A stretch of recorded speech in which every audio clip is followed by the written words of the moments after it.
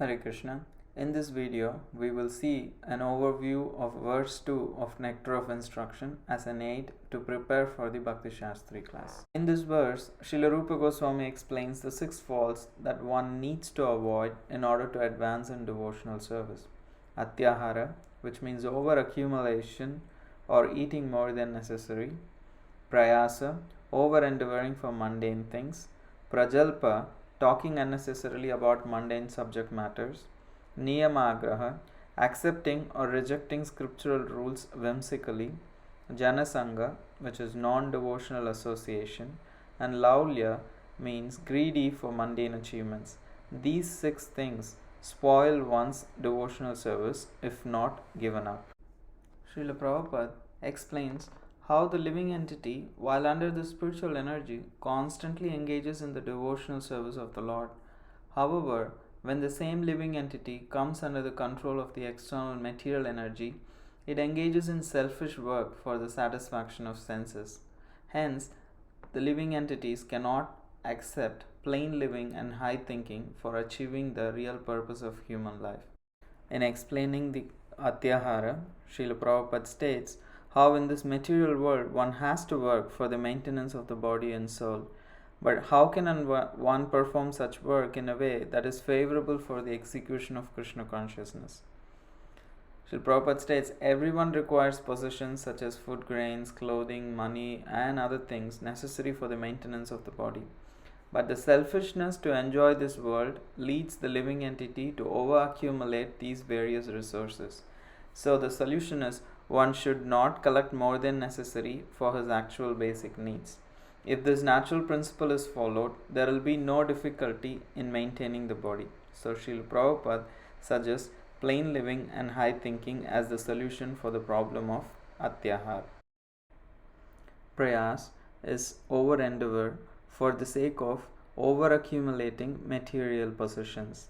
Prayas for material accumulation is a gross misuse of human intelligence. So Srila Prabhupada suggests how to overcome prayas. Instead of endeavoring for material things, increase one's endeavor to inquire about the absolute truth.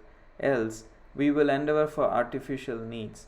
If we endeavor for Krishna, naturally our endeavor for unnecessary material things will reduce. Prajalpa means unnecessary talking, and Srila Prabhupada gives the example of the croaking of the frogs. And Srila Prabhupada also says how various other frivolous activities which takes away one's time from the pursuit of Krishna consciousness also can be included in this Prajalpa category. So godless speaking and frivolous activities are considered Prajalpa. And Srila Prabhupada says intelligent persons interested in Krishna consciousness should never take part in such activities, rather engage in Krishna related activities and topics. Janasanga refers to associating with persons not interested in Krishna consciousness. One should strictly avoid such association.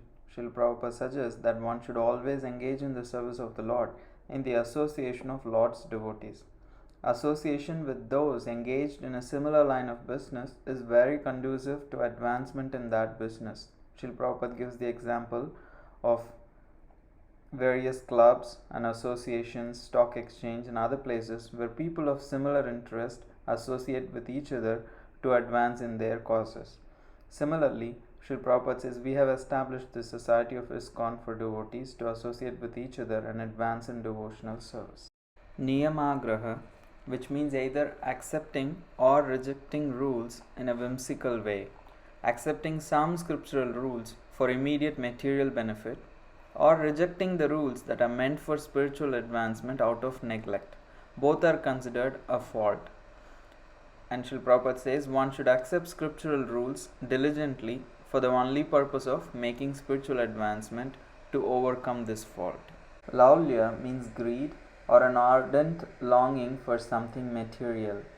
So Srila Prabhupada says how desires for mukti, siddhi or material gains in this world, they are all included within the category of greed. So all attempts to acquire such material benefits or so-called spiritual advancement are impediments on the path of Krishna consciousness.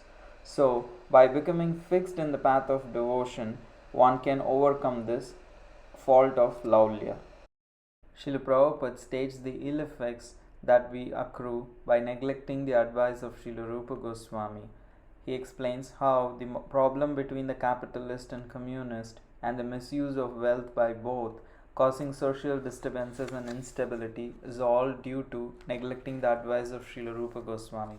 Srila Prabhupada states, when people learn the art of scientifically utilizing the Lord's property, they will no longer encroach upon one another's rights. So in this way, then an ideal society can be formed. By following the advice of Srila Rupa Goswami given in this verse, in our own personal devotional service we will advance. However, if the society takes up this advice of Srila Rupa Goswami seriously, then all the enmity between men and animals, capitalist and communist and so forth will cease to exist. In addition, all problems of economic and political maladjustment and instability will be solved. Thank you very much. Hare Krishna. Srila Prabhupada ki Jai.